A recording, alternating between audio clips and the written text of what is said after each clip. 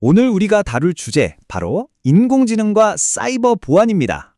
이 둘의 관계가 정말 아슬아슬하거든요. 창과 방패의 싸움이 어떻게 진화하고 있는지 한번 들여다보겠습니다. 자, 이런 상상 한번 해볼까요?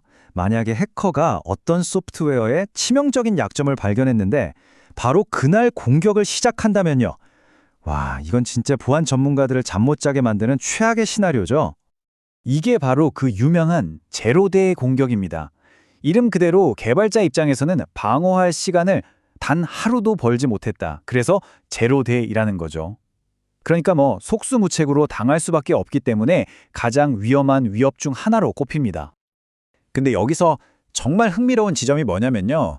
바로 AI가 이 전체 판도를 완전히 뒤흔들고 있다는 겁니다. 공격자에게는 더 날카로운 창을, 방어자에게는 더 튼튼한 방패를 쥐어주는 말 그대로 진짜 양날의 검인 셈이죠. 좋습니다. 본격적으로 파고들기 전에 딱 두 가지 개념만 확실히 하고 갈게요. 이게 좀 헷갈릴 수 있거든요. 하나는 AI 자체를 지키는 AI 보안이에요.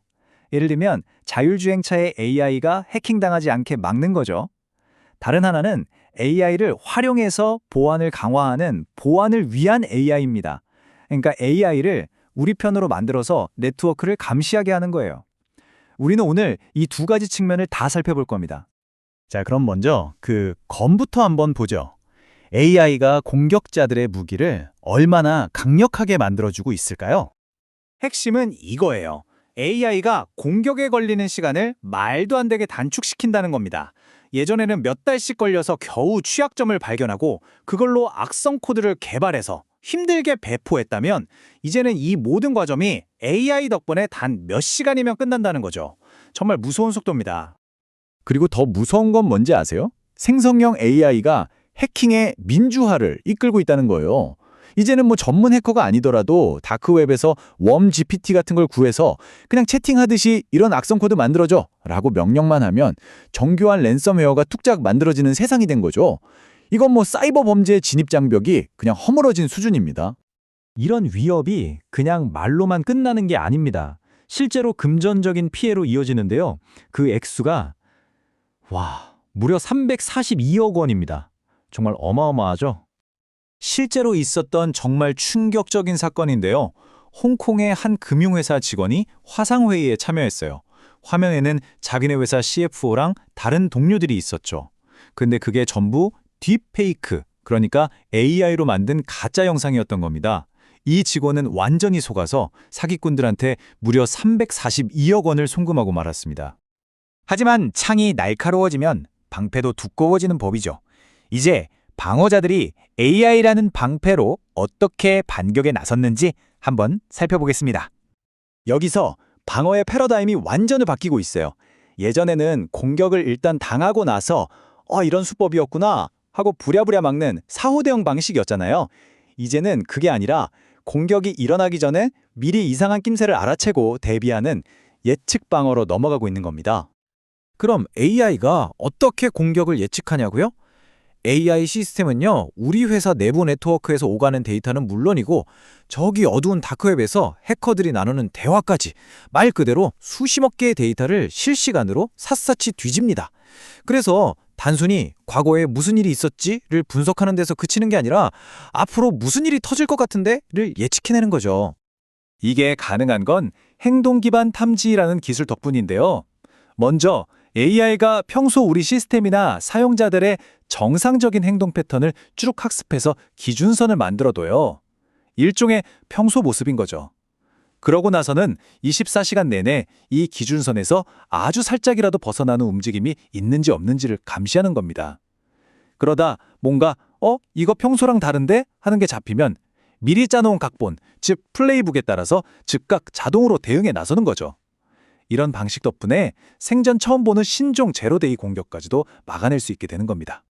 수어라고 불리는 이런 자동화 플랫폼을 쓰면요. 사람이 몇 시간 동안 붙잡고 씨름해야 할 일을 AI가 단 몇 초 만에 처리해버립니다. 대응 속도 자체가 비교가 안 되는 거죠. 자, 이렇게 공격과 방어, 양쪽 모두 강력한 AI라는 무기를 손에 쥐게 됐습니다. 이제 이 싸움에서 이기려면 단순히 기술만 좋아서는 안 되겠죠. 새로운 규칙, 새로운 접근법이 필요합니다. 바로 안전한 AI 개발 수명 주기라는 개념인데요. 이게 뭐냐면 보안을 다 만들어 놓고 맨 마지막에 땜질하듯이 덧붙이는 게 아니라 아예 개발 기획 단계부터 보안을 DNA처럼 심어 넣자는 겁니다.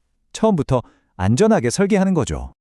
예를 들어서 OWASP LLM 탑10 같은 프레임워크가 좋은 가이드가 될 수 있어요. 개발자들한테 이런 공격은 정말 위험하니까 꼭 막아야 해 하고 체크리스트를 주는 거죠. 악의적인 질문으로 AI를 속이는 프롬프트 주입이나 AI의 학습 데이터를 오염시키는 데이터 포이즈닝 같은 것들이요. 그리고 좀 더 큰 그림에서 보면요. 미국의 국립표준기술연구소 NIST에서 만든 프레임워크 같은 것들이 있어요. 이건 단순히 코드 레벨의 보안을 넘어서 회사 전체가 AI로 인해 발생할 수 있는 위험을 어떻게 체계적으로 관리하고 대응할 건지 그 전략을 짜도록 도와주는 겁니다. 자, 그럼 이 치열한 군비 경쟁이 우리를 어디로 데려가고 있을까요? 사이버 보안의 다음 개척지를 한번 내다보죠.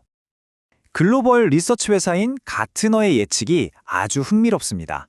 지금은 전체 보안 예산에서 이런 선제적 방어 기술에 쓰는 돈이 5%도 안 되지만 2030년이 되면 이 비중이 50%를 넘어설 거라는 거예요. 그야말로 엄청난 변화가 예고된 셈이죠.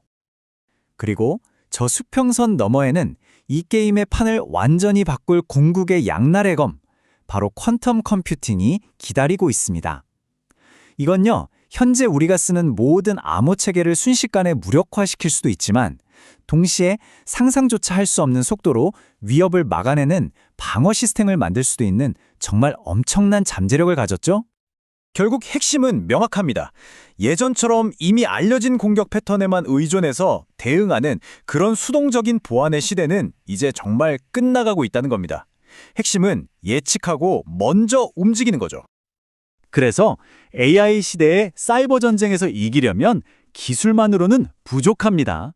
흔히 가장 약한 고리라고 불렸던 사람을 오히려 가장 강력한 방어선으로 만들어야 해요.